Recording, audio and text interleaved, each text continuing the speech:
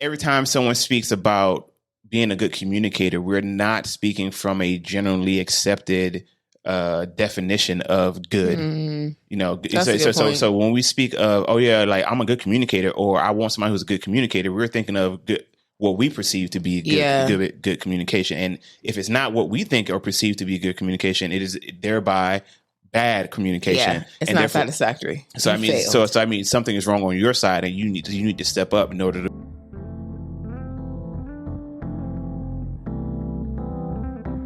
Hey, what's good, everybody? Welcome back to another episode of the Buffet Podcast, brought to you by your favorite hosts, Brandon and Ciandra. What's up, y'all? Hey, episode 111, episode 111. Make a wish, I guess. I wish would. I wish y'all would subscribe to this podcast on YouTube or, Spotify or Apple Podcasts, wherever you're listening to this. Go subscribe. You know what I'm saying? I peeped that most of our viewers, especially over these last couple episodes, about 75% of y'all just watching, y'all not subscribing. What's going on? What's going on? Go ahead, hit that like and subscribe if you haven't already. We're trying to get these numbers up. Thank you. This has been your public service announcement. Treating us like side chicks. Dang, that's crazy. You're not a real eater. You're not really foodie fan. Dang, that's why you keep getting cut. Dang, you just gotta go all in. You gotta commit. You gotta go all in. Eat it. Just subscribe. Just subscribe. Yeah. Just subscribe. That's what I meant. Just subscribe. Yeah. So it's episode 111. How you feeling, babe? Good overall. Okay. A little sleepy off this mimosa, but we had a little brunch. At home, you know what I'm saying? Went to one of our favorite breakfast spots, but ordered in. Had our own, had our own little mimosas. It was quite tasty. So we might end up taking a nap after this. And that's okay. We can do that. Because that's my business. Word to Tabitha Brown. What we talking about today, baby? All right, so today I was rolling across TikTok, I guess, and I came across this guy. We follow him. I think he subscribes to the channel on TikTok. His let me see, what's his name? You know what I'm saying, Mr. Armstrong is his name, and he had a nice response. It's not little because it was a couple minutes. He had a response to somebody in regards to communication dropping off as the relationship progresses, specifically how communication is in the beginning of a relationship during that honeymoon phase versus once y'all past that, and what that looks like. And the person who wrote in or wrote the comment was like, we need to address how men will fool you in saying that this is what their communication is like. They're good communicators, but until they realize it's not sustainable and then it drops off, men are like deceiving us or deceiving people by not talking about that. And he had, in my opinion, a really good response to that, rebuttal to that. And I'm going to play it for y'all. I can't guarantee we're going to play the whole thing, but we're going to play as much as we can until we feel like we won't. All right. Shout out to Mr. Armstrong on TikTok. You know what I'm saying? He's an aspiring black therapist. All right, here we go. Yo, your favorite multitasker, first and foremost, is a dope username. Second, I want to read her comment. Some men will pretend to be great communicators, then eventually that will become unsustainable for them over time because then that is expected. Now, this is what I want to say. I don't want people to solely confine what a great communicator is by the frequency in which a person is texting them, right? I want people to define a great communicator. I want people to equate a great communicator to an effective communicator. Now, a part of being an effective communicator is someone who establishes a foundation, a norm of how they communicate and how frequently they communicate so that their partner can know and so that they can bring that to the conversation so that they can reach a compromise. You feel me?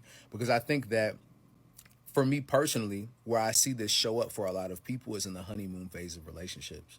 When they're first getting to know a person, there is a heightened sense of infatuation, romance, and a higher frequency of text messages going back and forth because it's fresh. You're interested newly in a new person, and you're trying to talk to that person because, you know, you thinking about them a lot of the time because they're interested in you. Now, not saying that you lose interest, but that level of communication as you continue on in conversation, sometimes you reach a level of sustainability in that relational dynamic to where that heightened sense of romance, that heightened sense of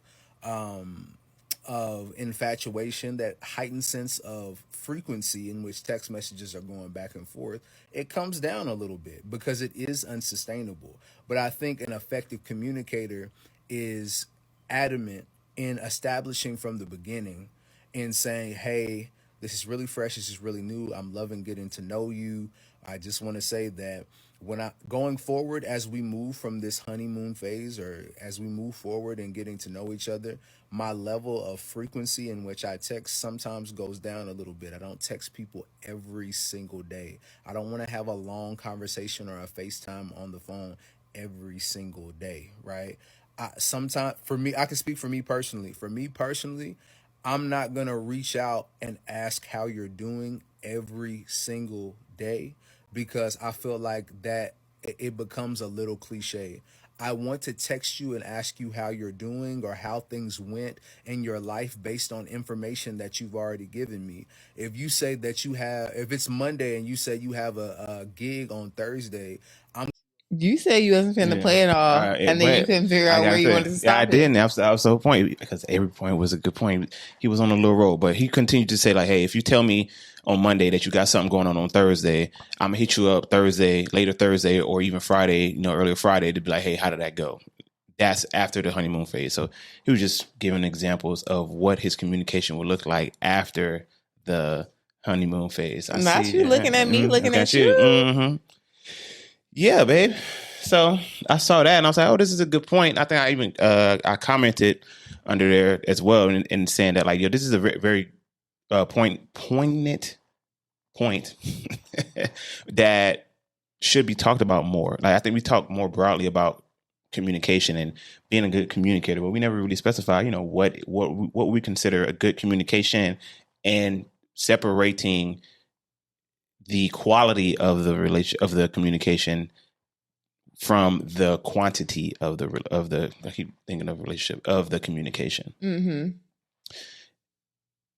And it spoke to me. I was like, oh yeah, I feel that way as well. It's like I was thinking back to like how when we first got together, it was a lot of back and forth, and then like now versus now, we few years in, and it's like, well, first of all, we live together, so there's no need for us to be like going back and forth text messages and stuff. But just even before that, the frequency, I don't think, is as much as it was when we first started.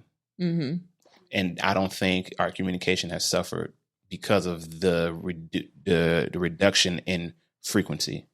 Yeah, I would agree with that. I think there is maybe an expectation that isn't acknowledged, that like how things are in the beginning is how things will continue to be. And I think a part of what he's encouraging people to establish is this idea of like, hey, this is how it is now. And if something changes, that change isn't an indication of something negative. It's just that that things have changed, like things have shifted, whatever. And I don't want you to equate the frequency of our communication with my level of interest in you. And if that is the case, let's talk about why that isn't the case for me. Like why for me, I can go without talking to you for X amount of time, or why for me, it makes sense for us to talk when we have something to talk about, like that kind of thing. I also think I had a point that from something that he said earlier. When he was defining good communication versus effective communication.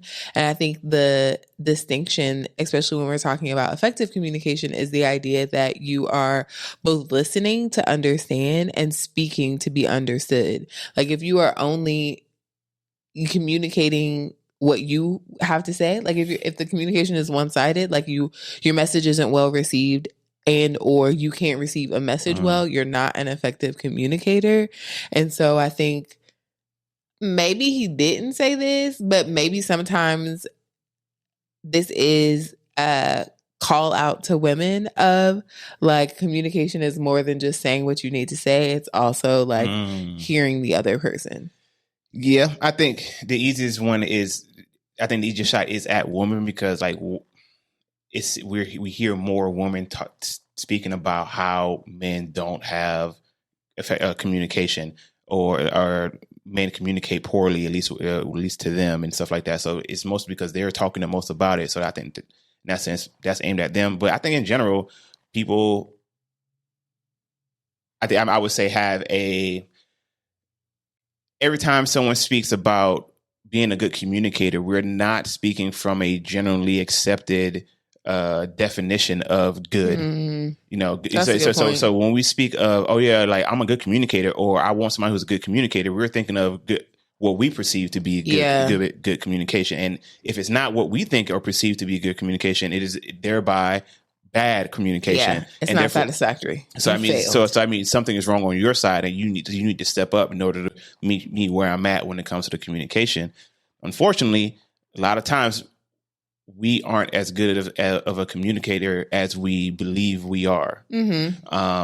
So, for example, like the woman who made the comment, we can infer, we could be wrong, but just based on what we see here, is that for her, good communication is frequent communication back and forth. Like, oh yeah, it was blowing up my text. We was texting, talking all the time on the phone every day, and then suddenly we were talking once a day or once every day, or we just texting a few times throughout the day. And suddenly to her, it feels like the communication has faded. You're no longer interested to your point.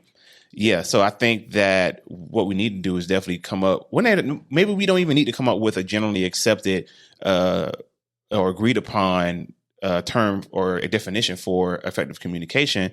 I guess what we need to come to is what our own definition of communication or good communication is, and then be able to sufficiently communicate that to whomever we are trying to date. And see if y'all are aligned in that way.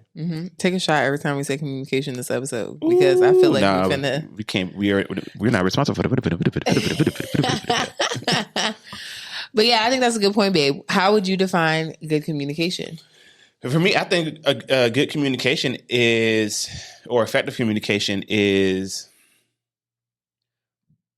I think you kind of said it already, like speaking to be understood. Like you speak succinctly. Like when I say something, you're understanding what, like not only what I'm saying, you're also understanding, you're getting the intent behind it as well. Because sometimes we say stuff, we only think about, oh, this is what I intended to say, and then the impact, comes differently. So like when the impact and the intent coincides, go together, and you're able to adequately understand what's being communicated from the communicator, I think that is effective communication.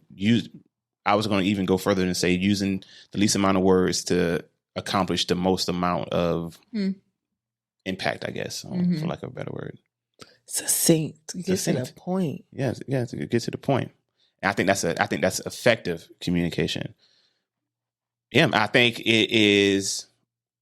If you, I think we were talking about this yesterday.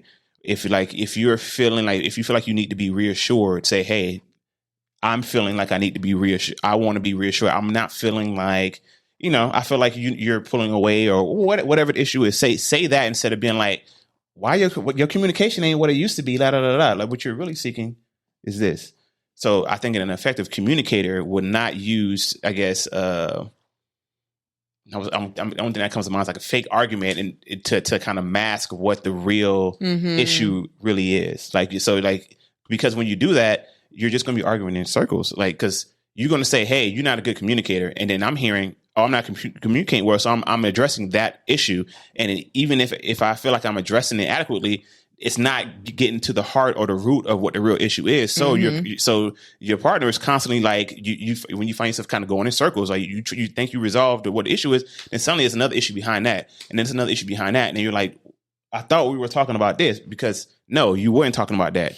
No. You weren't talking about that at all. And I think being an effective communicator requires not only you being able to communicate what you mean, but also being able to recognize it within yourself and be able to, and then communicate it truthfully, authentically.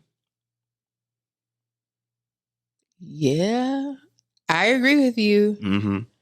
And I also think that the type of communication that you are expected to do in a relationship is different from the way you communicate with almost anybody else, I think. Like, my friend can get on my nerves and I can sit with that, deal with it, process it, whatever, and then be like, okay, I'll just address it next time. You get on my nerves for whatever reason, you're still here. You're not going anywhere. So I don't necessarily need to communicate. I guess what I'm saying is for the betterment of our relationship, for the betterment of our experience of spending time together, if I feel something and I say it, it's gone. You know, that moment has passed. If I feel something and I don't say it, Mhm. it stays with me. Mhm. And I don't have a poker face. So then you can tell that something is going on with me, and then you have to do the digging. For me, a part of my journey to better communication is if I feel something, just say it. So that way we skip the what's wrong? How are you feeling? What's going on? And we'd be like, well, 3 hours ago, you got on my nerves, and I just was trying to decide if I wanted to say something. Mm-hmm. Mm-hmm. I know you know. Mm-hmm. I know you know. Yeah, I know. I'm not the only one who know. Who else? Not in the sense like us, you and you. I mean, like there's other gentlemen, men, maybe even women that are listening who experience something similar within their relationship. It's like, yeah, I generally can get a feel when my partner is feeling some type of way, and then trying to uncover what that issue is, we come to like, oh yeah, something, you kind of irked me then, or you did this thing, or I felt that. I was like, yeah, I'm pretty sure it is not an uncommon thing. Now, whether or not it is ever explored or people acknowledge it, so that's a whole different story. Mm-hmm. Yeah, I wonder if that is tied to, I guess, like assertive communication. Is that a thing? What do the people teach people if they're like, I'm thinking executive presence, but that isn't it. I guess I'm just thinking of like different social styles, the different ways that people speak and communicate in general, right? So there are some people who are more focused on telling you what's going on, more focused on telling you what's going on with the relationship, or more focused on telling you what's going on with the task. Excuse me. On the other side, there are people who are more focused on asking, like people who are more analytically minded, and they may be asking questions about the relationship or asking questions about the task. And I definitely live on the asking side of the like XY axis and on the task side. And sometimes for me, that looks like exactly what I just mentioned. I'm asking myself questions about like, why did I feel this way? What about that particularly irked me? And because I'm asking myself questions, I can't quite communicate it externally because I don't have an understanding of it in a way that I feel like I can communicate. And so sometimes that's a part of the process. I'm more focused on saying it sooner and cutting down that processing time. So that way we spend less time in that like icky, weird space where it's like clearly something's going on with you, and the something that's going on with you is taking precedent over whatever it is that we're trying to experience or do right now. Until you get past that, I can't have a good time, and then by circumstance you can't really have a good time. So we got to get through this, and that's the part that I'm trying to work on. But I guess what I was exploring is the idea that a part of that difference in determining what good communication is to each of us as individuals is our own communication style.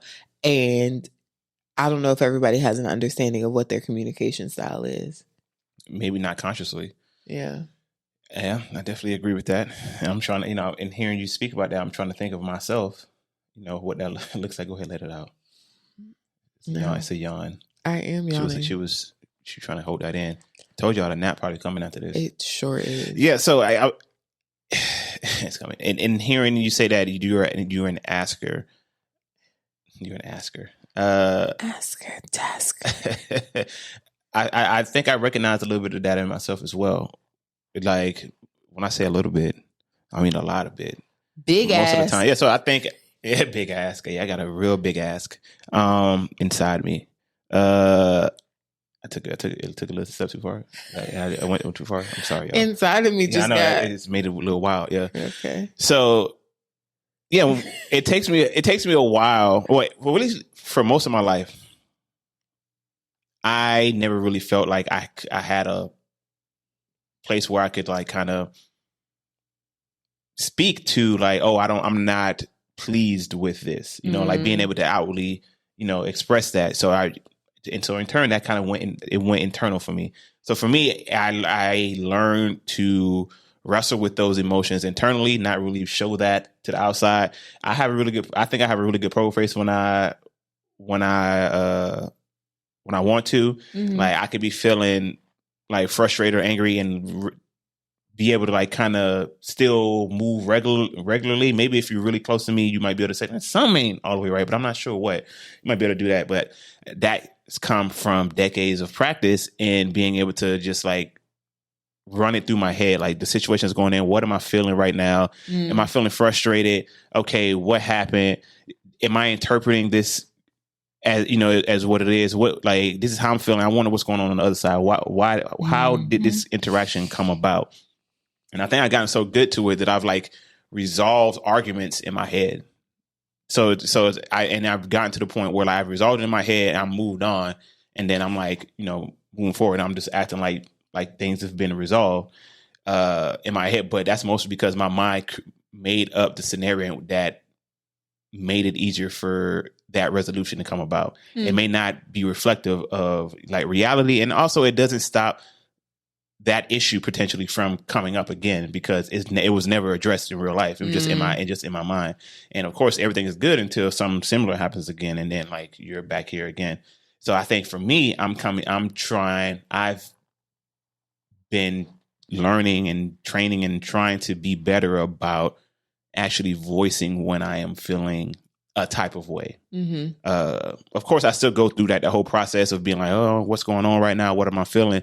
But instead of just reaching resolution in my mind and moving forward, bringing it to you. That being said, I still don't do it a lot because I feel like I'll be cooling 9.8 times out of 10. I'll be cooling and I don't really have anything to necessarily bring up. But those 0.2 times, I try to bring it up. And I think I've gotten better. I think I've gotten better. Mm-hmm. What do you think?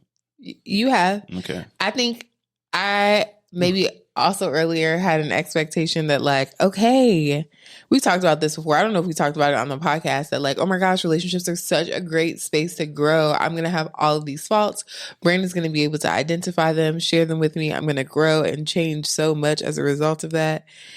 And I have the most like copacetic, like you fine, everything's fine kind of partner. So that isn't the case. So at first I was like, there has to be something. Tell me, give me something. Tell me. Mm-hmm. And you're like, nah, when I find it, I'll let you know. I'll let you know.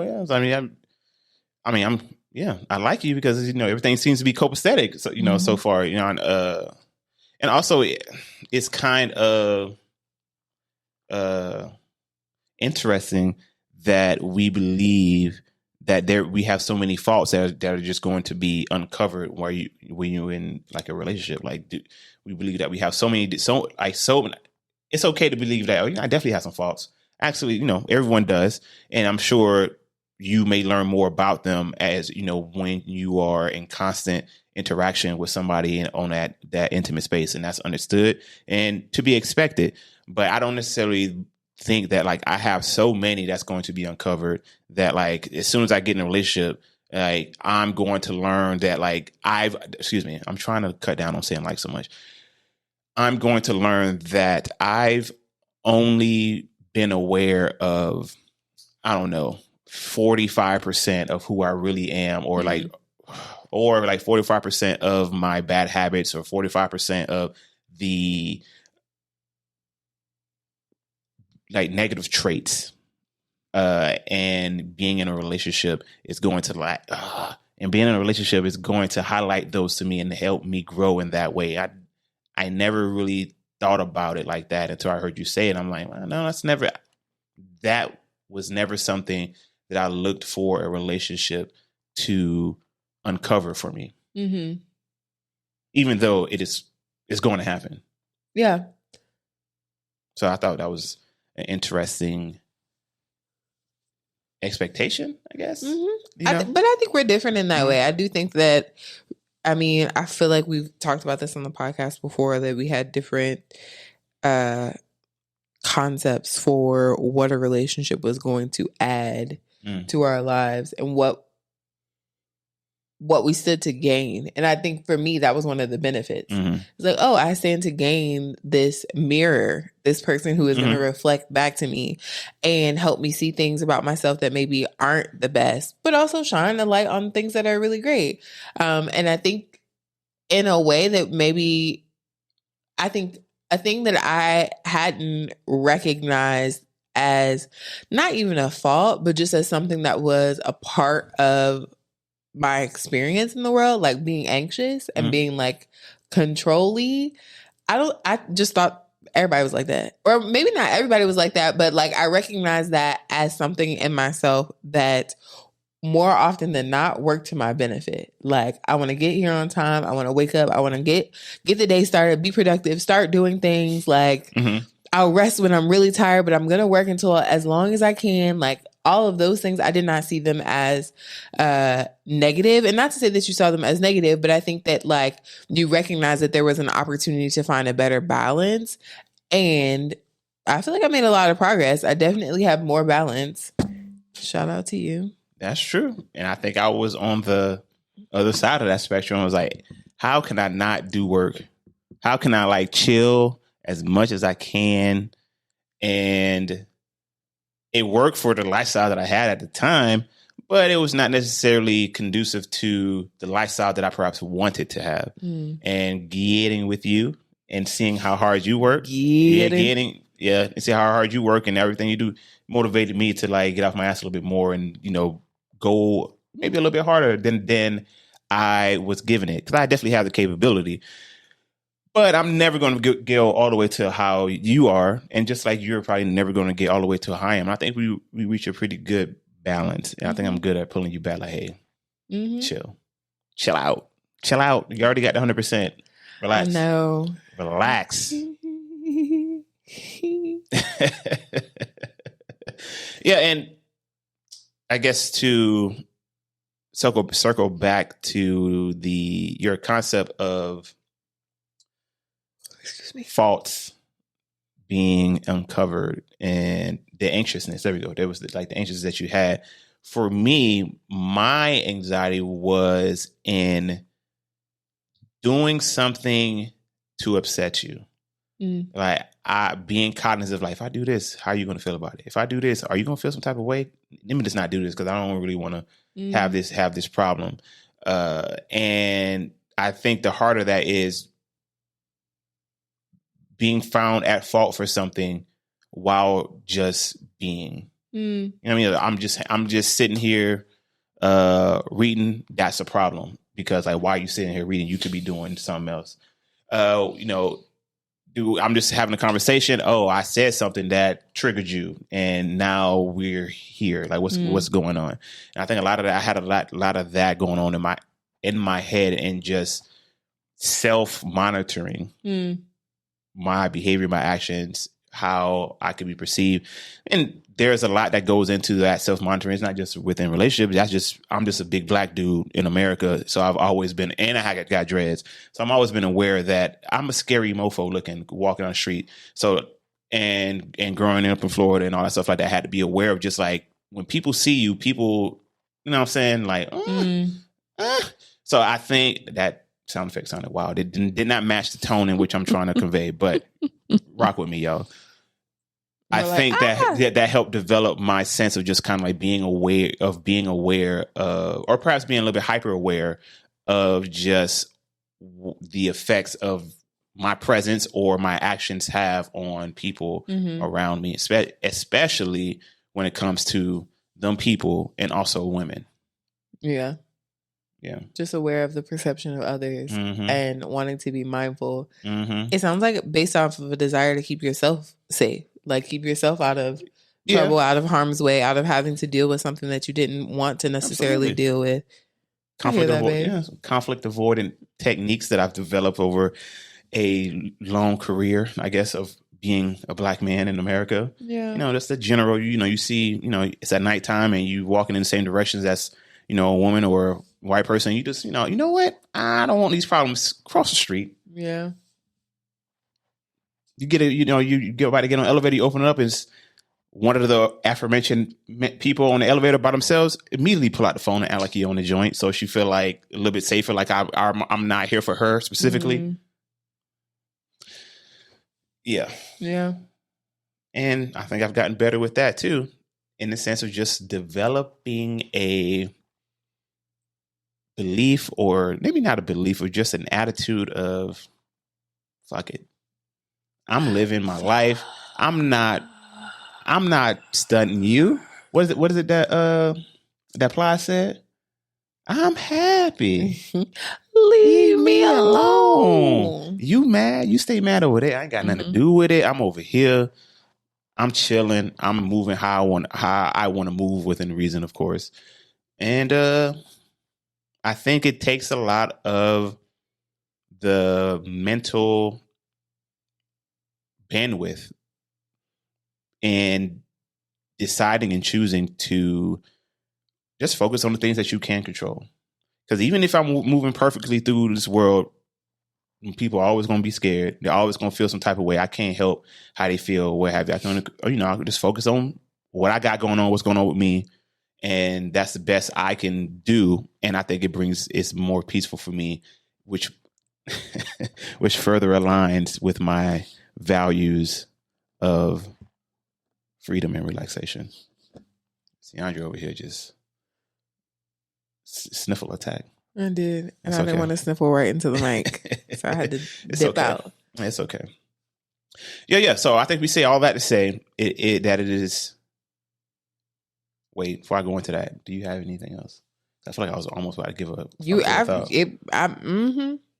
ready? Yep. All right. Just going to be a short one this week.